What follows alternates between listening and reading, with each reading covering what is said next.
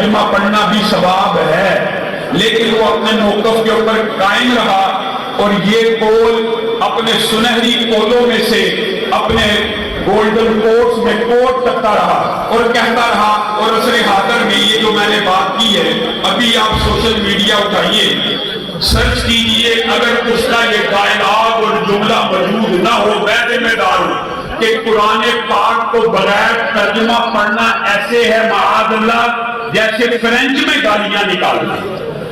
مجھے ایک بات بتائیے، ابھی میں آپ کے سامنے ایک حدیث رکھوں گا، آپ علم کا دور ہے، سب کے سب اللہ کے فضل و کرم سے جو بھی ہیں اس حدیث کو جانتے ہوں گے۔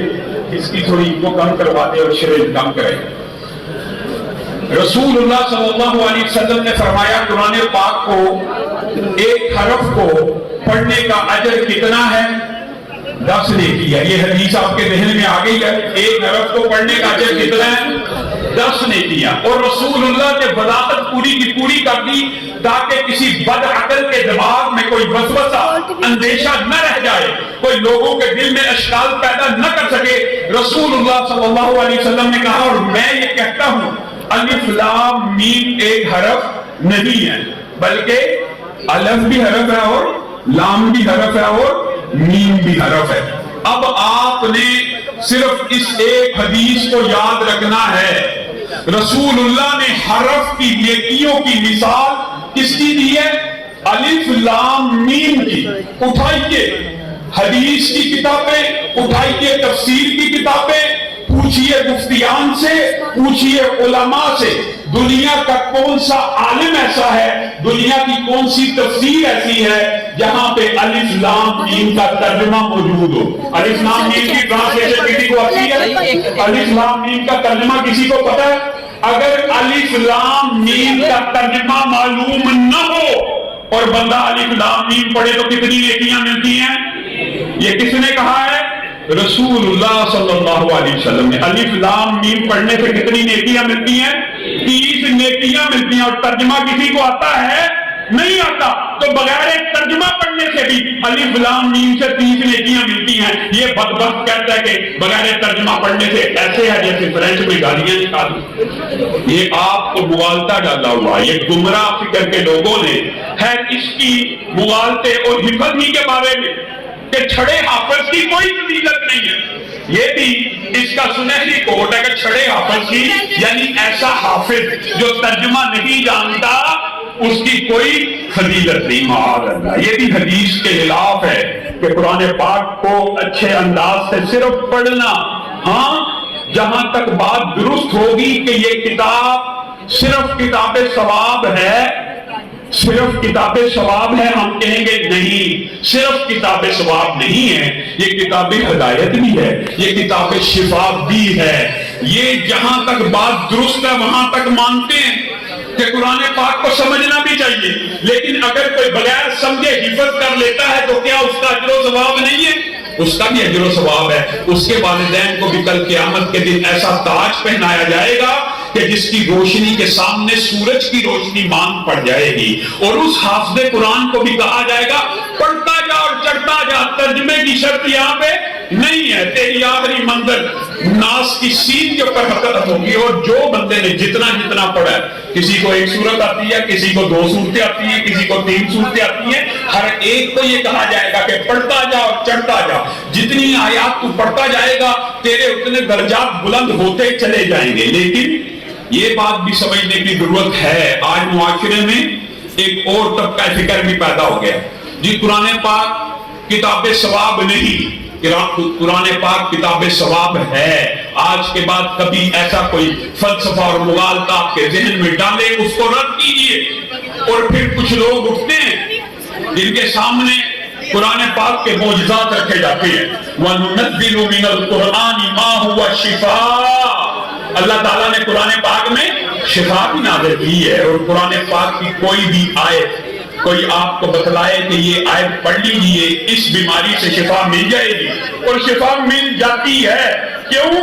اللہ رب العزت نے ارشاد فرمایا ہے وَلَوْ أَنَّ قُرْآنًا سُيِّرَتْ بِهِ الْجِبَالُ أَوْ قُطِّعَتْ بِهِ الْأَرْضُ أَوْ كُلِّمَ بِهِ الْمَوْتَى، اس سے بڑی قرآن پاک کی حقانیت کی اور قرآن پاک کی طاقت کی اور اثر پذیری کی کون سی آیت ہو سکتی ہے؟ وَلَوْ أَنَّ قُرْآنًا سُيِّرَتْ بِهِ الْجِبَالُ، اگر دنیا میں کوئی کلام ایسا ہے کہ پہاڑ چل پڑے، زمین پھٹ جائے، مردے زندہ ہو جائے، مردے زندہ ہو جائے، تو وہ صرف قرآن پاک ہے، وہ صرف قرآن پاک ہے۔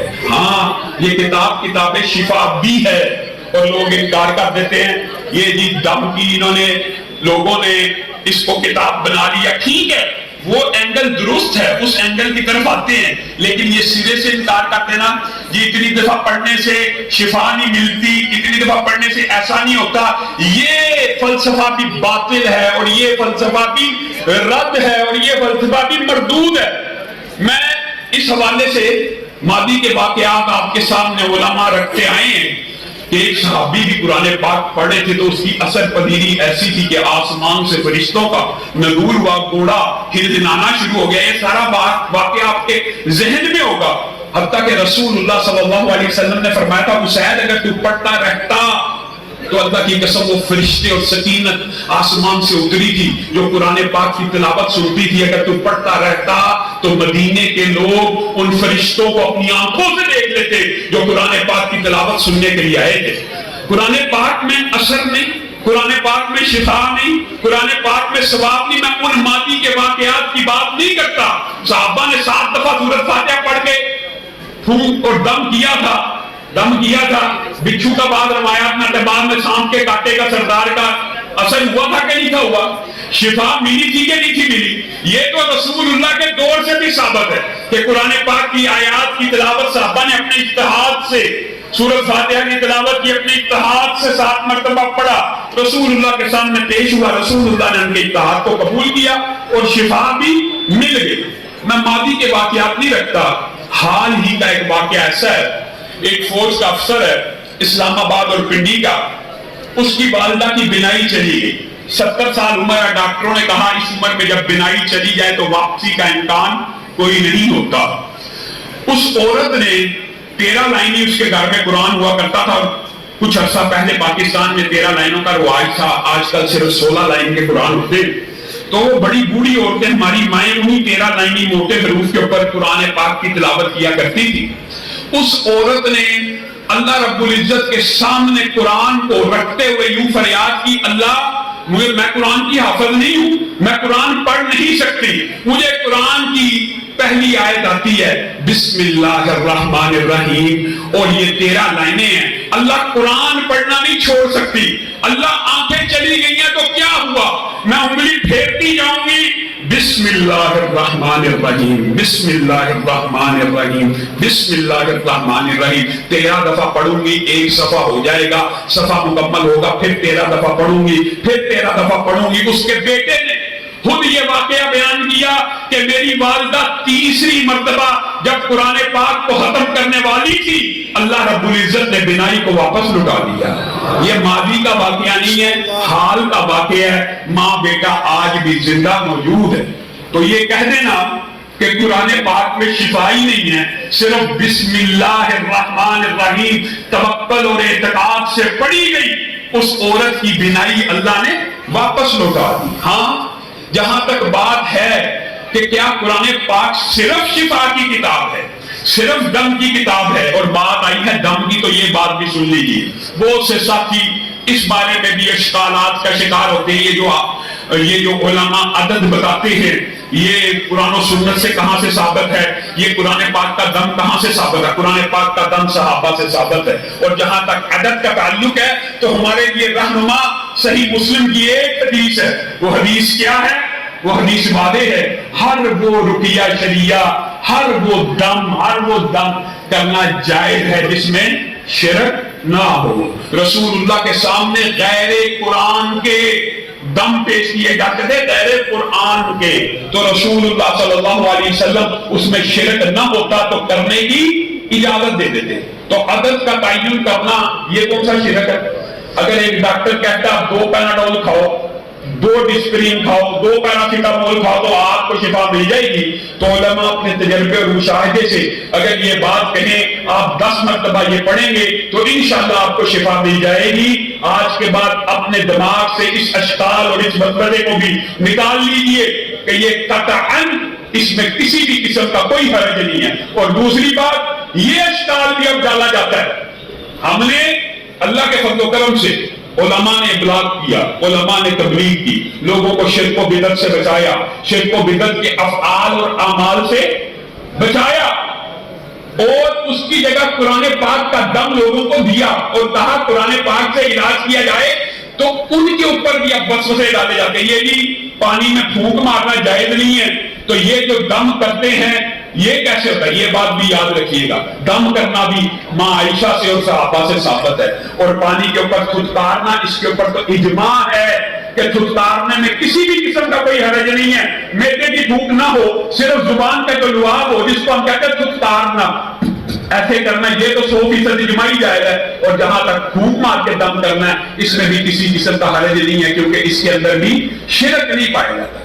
लेकिन यहां पे एक बात समझने की जरूरत है, जब हम ये इब्लाग करते हैं कुरान पाक में शिफा है, जब हम भी ये इब्लाग करते हैं शहद में शिफा है, कलवंजी में शिफा है, जैतून में शिफा है, ये बातें जब उलमा लोगों को शिर्क व बिदअत के जो गढ़ है उनसे बचाने का ये सही तरीका इलाज शरई रूहानी बताते हैं, तो उसके अंदर आपने खुद गौर करना है, ये लोगों का नहीं कर सकते। आप एक मिसाल से बात को समझ जाएंगे। आप ईमानदारी से बतलाइए, आबे जमजम में शिफा है। अगर कोई बंदा आबे जमजम को अपने गले से लटका कर फिरना शुरू कर दे और आबे जमजम को बाजू के ऊपर बांध के फिरना शुरू कर दे, तो आप उसको क्या कहेंगे?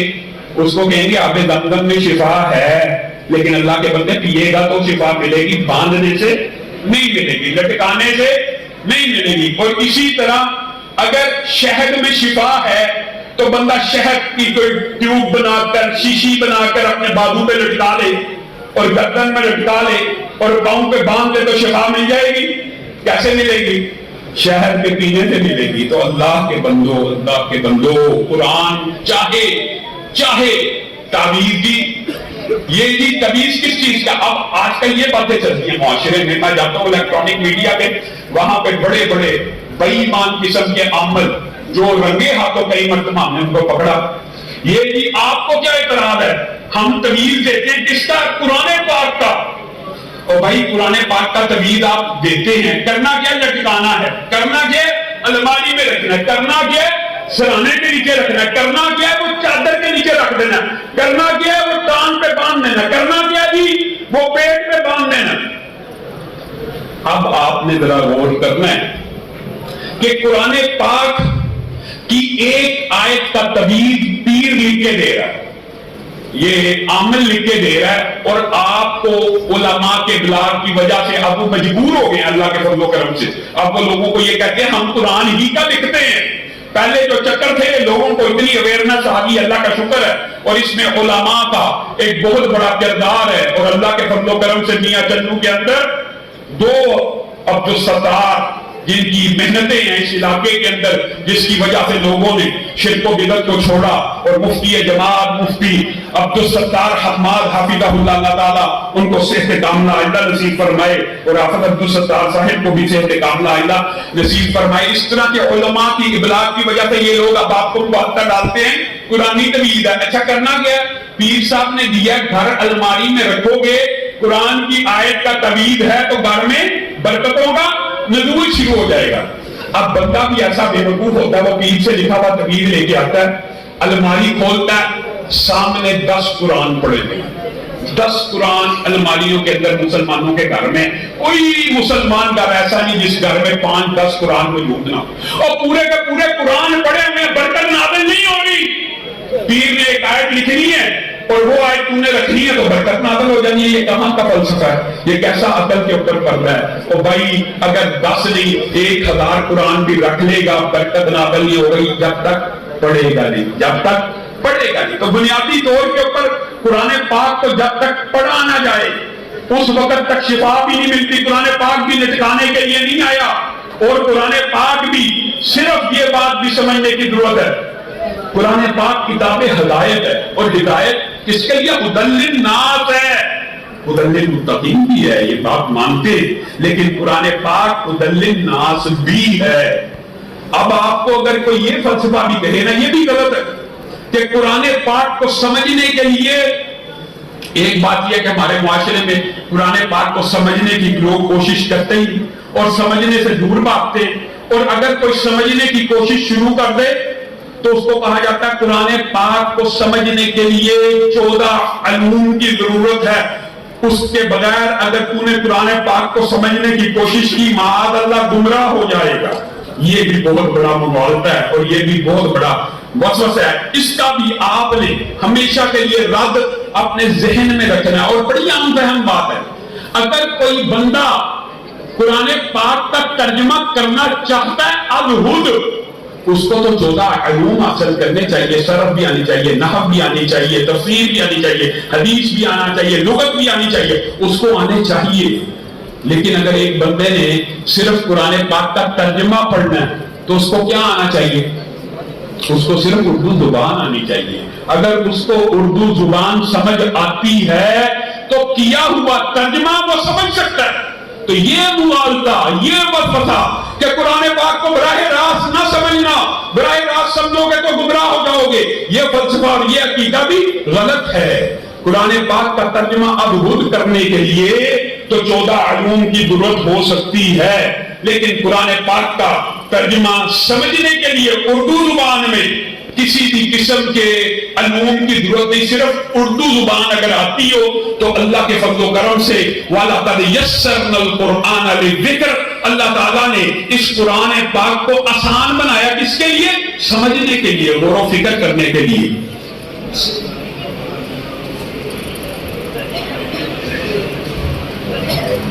تو میں یہ سمجھتا ہوں کہ یہ بچے جنہوں نے آج قرآن پاک حفظ کیا، انشاءاللہ اگر قرآن پاک کو سمجھیں گے تو اللہ کے فضل و کرم سے بہت بڑے علماء میں ان کا شمار ہوگا۔ اللہ تعالیٰ اس مدرسے کو اور ان بچوں کو، اس مدرسے کو اللہ قیامت کی دیواروں تک آباد رکھے، اور ان بچوں کو اپنے والدین کے لیے صدقہ جاریہ بنائے، ان کی آنکھوں کی ٹھنڈک بنائے، اور انہیں عالم با عمل بنائے۔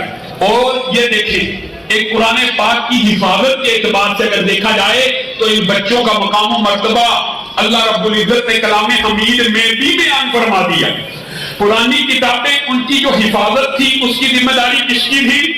علماء کی، اور ان کے ذمہ یہ لگایا جاتا تھا، اور کبھی ان کتابوں کو لکڑی کے اوپر لکھا جاتا تھا، کبھی سنگ مرمر کی سلوں کے اوپر لکھا جاتا تھا، کبھی چمڑے کی کھالوں کے اوپر لکھا جاتا تھا۔ لیکن اللہ رب العزت نے جب اس کلام حمید کی باری آئی تو کیا کہا؟ اس کی حفاظت کی ذمہ داری کس کی ہے؟ اللہ رب العزت کی، اور حفاظت کا جو طریقہ بیان کیا وہ عظیم ہے۔ بل ہوا آیات بینات فی صدور الذین اوتوا العلم، یہ ہے ان بچوں کی فضیلت، یہ آیات ہوں گی قیامت تک کے لیے زندہ دھڑکتے ہوئے دلوں کے اوپر نقش، جب تک ایک بھی حافظ زمین کی پشت کے اوپر رہے گا قیامت بھی قائم نہیں ہو سکتی۔ یہ ان بچوں کی فضیلت ہے۔ بل ہوا آیات بینات فی صدور الذین اوتوا العلم، اس قرآن پاک کی حفاظت زندہ دل کریں گے، دھڑکتے ہوئے دل کریں گے، کاغذ نہیں کرے گا، لکڑی نہیں کرے گی، چمڑا نہیں کرے گا، سنگ مرمر نہیں کرے گا۔ اور قرآن پاک کا ایک حق یہ بھی ہے کہ اس کو سمجھا جائے، لیکن قرآن پاک کا سب سے بڑا حق کیا ہے؟ ہم نے تلاوت بھی سمجھ لی کہ پڑھنا بھی ثواب ہے، شفا کے لیے بھی ثواب ہے، دم کے لیے بھی ثواب ہے، اس کو سمجھنا بھی چاہیے، لیکن اس کا ایک بہت بڑا حق ہے جس سے ہم غافل ہیں، اور وہ کیا ہے؟ هو الذی ارسل رسولہ بالہدی ودین الحق لیظہرہ علی الدین کلہ۔ اس کا ایک حق یہ بھی ہے کہ یہ کتاب دستور بھی ہے، یہ کتاب ہدایت بھی ہے، یہ کتاب منشور بھی ہے۔ میں نے اور آپ نے قرآن پاک کو کتاب ثواب بھی سمجھ لیا، کتاب شفا بھی سمجھ لیا، کتاب ہدایت بھی سمجھ لیا، لیکن میں اور آپ سمجھدار ہو کے بھی اس کتاب کو کتاب دستور نہ سمجھ سکے، کتاب منشور نہ سمجھ سکے۔ والذی ارسل رسولہ بالہدی، اللہ تعالیٰ نے رسول اللہ کو کس لیے بھیجا تھا؟ تمام ادیان کے اوپر غالب آنے کے لیے، یہ دین باقی ادیان کے اوپر غالب آنے کے لیے ہے، اور غلبہ دین کی جدوجہد مفقود ہے۔ اللہ کے بندو، یہاں پہ میں اور آپ آج ساری رات یہاں پہ سجدے میں پڑ جائیں، کل بھی پڑھ جائیں، پرسوں بھی پڑھ جائیں، پورا مہینہ اللہ کی تسبیحاں نکال لیں، سبحان اللہ کرتے رہے، اللہ اکبر کرتے رہے، پوری دنیا کے عالم کفر کو اللہ کی قسم کوئی فرق نہیں پڑے گا، کوئی فرق نہیں پڑے گا۔ لیکن آپ میں سے چند ایک لوگ، صرف چند ایک، یہ پورے کا پورا عظیم الشان مجمع نہیں، چند ایک لوگ اگر اس بات کے اوپر آمادہ و تیار ہو جائیں کہ یہ جو کتاب ہے یہ کتاب ہدایت کے علاوہ کتاب دستور بھی ہے، اس کو نافذ بھی کیا جائے، اس کو معاشرے کے اوپر لاگو بھی کیا جائے، اقامت دین کے لیے کھڑے ہو جائیں کہ رسول اللہ کا دین صرف مسجد کے لیے نہیں آیا، رسول اللہ کا دین کیا صرف ممبر کے لیے آیا، کیا صرف امام مسجد کے لیے آیا، کیا مسجد کے اندر جو نمازی آتے ہیں ان کے لیے آیا؟ رسول اللہ کا دین بازار کے لیے بھی آیا ہے، رسول اللہ کا دین تجارت کے لیے بھی آیا ہے، رسول اللہ کا دین سیاست کے لیے بھی آیا ہے، رسول اللہ کا دین ریاست کے لیے بھی آیا ہے۔ اگر آپ میں سے چند لوگ صرف یہ فہم، یہ فراست، یہ شعور لے کے کھڑے ہو جائیں کہ رسول اللہ کا دین معاشرے پہ نافذ کیا جائے گا، رسول اللہ کا دین ریاست پہ نافذ کیا جائے گا، رسول اللہ کا دین بازار پہ نافذ کیا جائے گا، رسول اللہ کا دین تجارت پہ نافذ کیا جائے گا، اللہ کی قسم غلام عالم کفر آپ کے خلاف کھڑا ہو جائے گا، کیونکہ ان کو پتا ہے یہ وہ کام ہے جس سے اسلام غالب آئے گا، یہ وہ کام ہے، یہ وہ سوچ ہے، یہ وہ فکر ہے جس کی وجہ سے اسلام 1200 سال تک غالب رہا۔ مجھے ایمانداری سے آپ نے بتلانا ہے آج ہماری سوچ اور فکر کہاں پہ گئی ہے؟ آپ جتنے بیٹھے ہیں اپنے ضمیروں سے پوچھئے، اپنے ذہنوں کو ٹٹولیے، آج آپ جتنے بیٹھے ہیں، ابھی آپ سے میں اگر پوچھوں ایمانداری سے سوچنا، آپ میں سے کتنے ایسے ہیں جنہوں نے نواز شریف کو ووٹ دیا؟ آدھے ایسے ہوں گے جنہوں نے نواز شریف کو دیا ہوگا، اور کتنے ایسے ہیں جنہوں نے عمران خان کو ووٹ دیا؟ آدھے ایسے ہوں گے جنہوں نے عمران خان کو ووٹ دیا، ہو سکتا ہے چند لوگ ایسے بھی ہوں جنہوں نے جماعت اسلامی کو ووٹ دیا ہو یا کسی اور آزاد امیدوار یا پارٹی کو ووٹ دیا ہو۔ آپ کس کے بندے ہیں؟ جی میں پی ٹی آئی کا بندہ ہوں۔ آپ کس پارٹی کے بندے ہیں؟ میں نون لیگ کا بندہ ہوں۔ آپ کس پارٹی کے بندے ہیں؟ میں جی جماعت اسلامی کا بندہ ہوں، میں جی فلاں پارٹی کا بندہ ہوں، میں جی فلاں پارٹی کا بندہ ہوں۔ اللہ کے بندے کہاں ہیں؟ نظام مصطفیٰ کے لیے کھڑے ہونے والے کہاں ہیں؟ حرمت رسول کا دفاع کرنے والے کہاں ہیں؟ دفاع صحابہ کے لیے لڑنے والے کہاں ہیں؟ آج چلاس کے اندر 25 اکتوبر کے دن وہاں پہ دھرنا دیا جا رہا ہے اور وہاں پہ گستاخوں کو گرفتار نہیں کیا جا رہا، اعلامیہ گستاخیاں کرنے والوں کو ان کے خلاف جدوجہد کس نے کرنی ہے؟ مساجد کا تحفظ کس نے کرنا ہے؟ مدارس کا تحفظ کس نے کرنا ہے؟ اللہ کے نظام کے لیے کھڑے ہونے والے لوگ کہاں ہیں؟ آج ہم زوال کا شکار ہیں، پستی کا شکار ہیں۔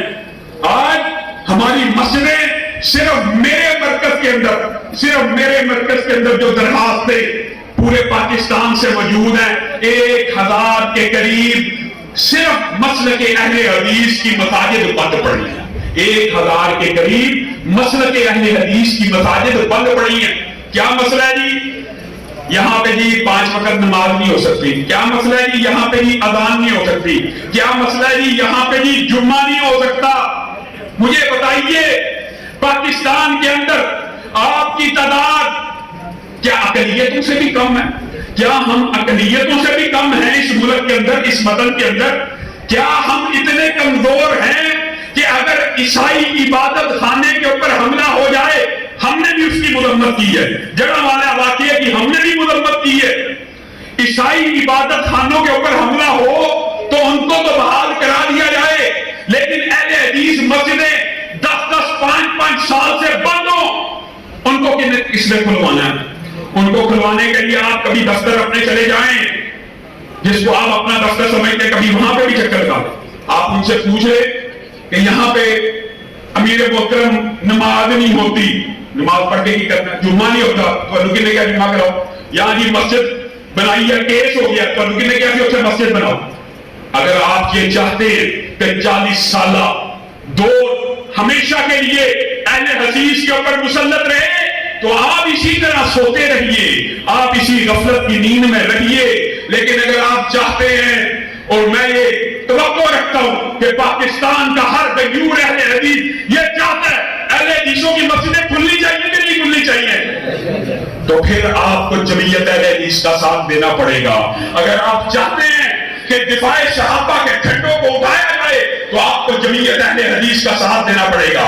اور شہید نائب اس وقت یاد آئے کہ دار و رسل کی گود کے پالے ہوئے ہیں ہم، اور سانچے میں مشکلات کی ڈھالے ہوئے ہیں ہم، وہ دولت جنوں کے زمانے سے اٹھ گئی، اس دولت جنوں کو سنبھالے ہوئے ہیں ہم۔ وہ اپنے والد کی طرح ان کی عظمت کے اور ان کی شان کے اور ان کے مقام کے برابر نہیں ہیں، لیکن ان کے بیٹے ہیں۔ جس طرح انہوں نے پاکستان کے اندر اہل حدیثوں کو جگایا، اور وہ ہزار دماغوں کا ایک انسان جانے کہاں کھو گیا ہے، قلم کی عظمت اجڑ گئی ہے، زبان کا دورے بیاں گیا ہے، اور کلیوں کو وہ سینے کا لہو دے کے چلا ہے۔ صدیوں اسے گلشن کی فضا یاد کرے گی۔ آج اہل حدیثوں کو وقت آ چکا ہے، جس وقت تمہارا شہید نائب تم سے یہ پکار کر ڈیمانڈ کر رہا تھا کہ اہل حدیثوں اٹھو، زمانہ تمہارے قدموں کی چاپ کا منتظر ہے۔ اور اگر آج ان کے بیٹے تم سے یہی مطالبہ کرتے ہیں کہ اہل حدیثوں اٹھو، آندھی بن کے نکلو، طوفان بن کے چھا جاؤ، اپنے حقوق کو ہمیشہ مانتے ہی نہیں رہنا، کبھی حقوق کو چھیننا بھی پڑتا ہے۔ اور انشاءاللہ وہ وقت قریب آ چکا ہے۔ انشاءاللہ میں نوجوانوں کے ابھرتے ہوئے جذبات اور بوڑھوں کی دعاؤں اور حمیدہ کمروں والوں کی دعاؤں کو دیکھ رہا ہوں کہ جس طرح وہ جوگ در جوگ جمعیت اہل حدیث کے کارواں میں شامل ہو رہے ہیں، وہ وقت اب قریب آ چکا ہے۔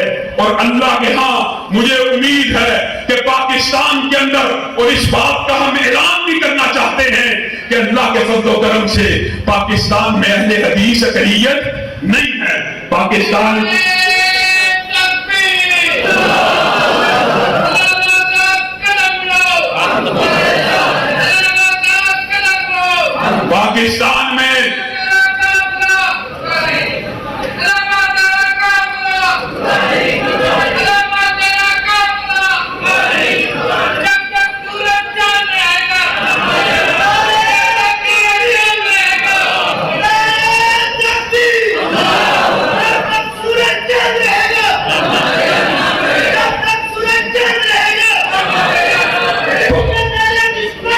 پاکستان کے اندر اہل حدیث، پاکستان میں اقلیت نہیں ہے، اہل حدیث پاکستان میں اقلیت نہیں ہے۔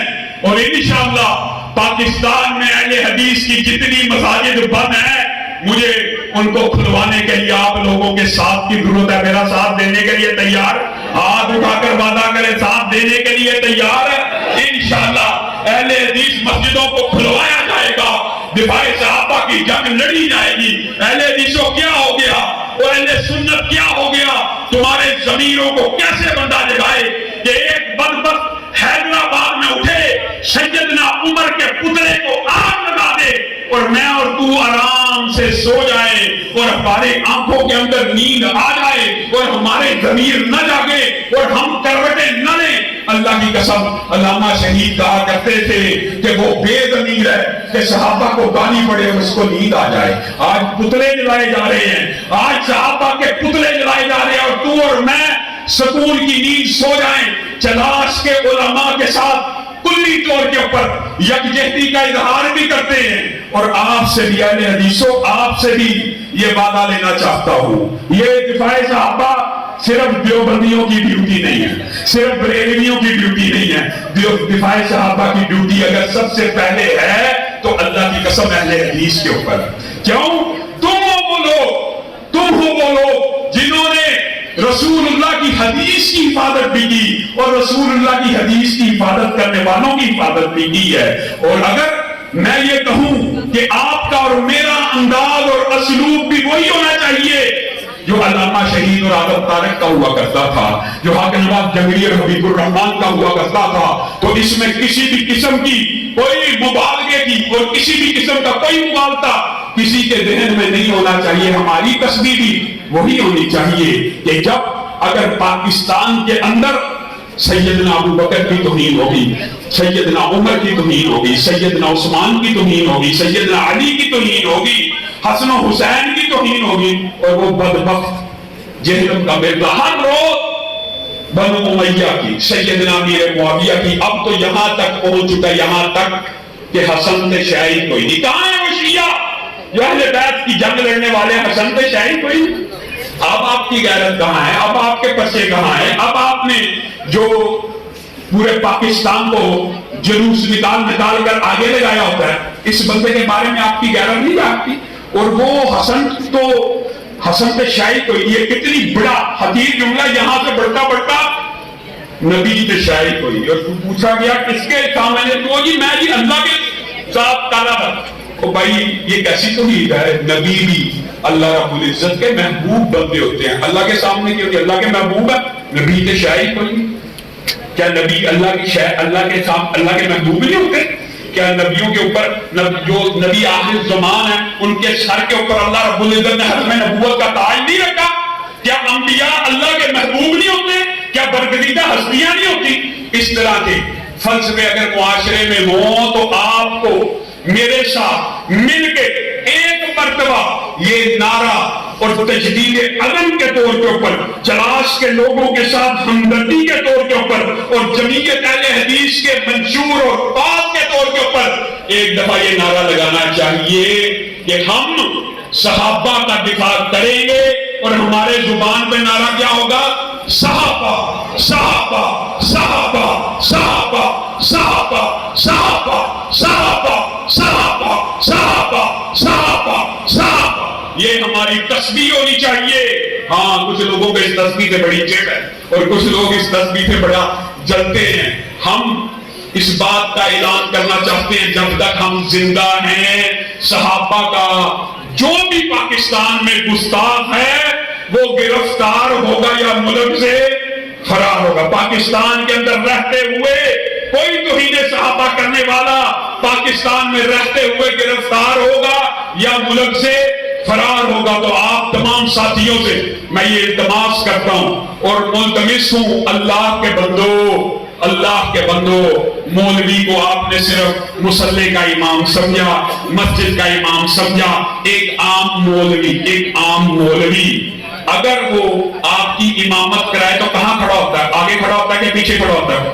آگے کھڑا ہوتا ہے۔ عالم نہ بھی ہو، یہ جو بچے آج حفظ کر کے نکلے ہیں، یہ وہ بچے جن کو آج آپ نے عالم دین بنانے کا عزم کیا، ان کے والدین نے ان کو اس لیے عالم دین بنایا کہ یہ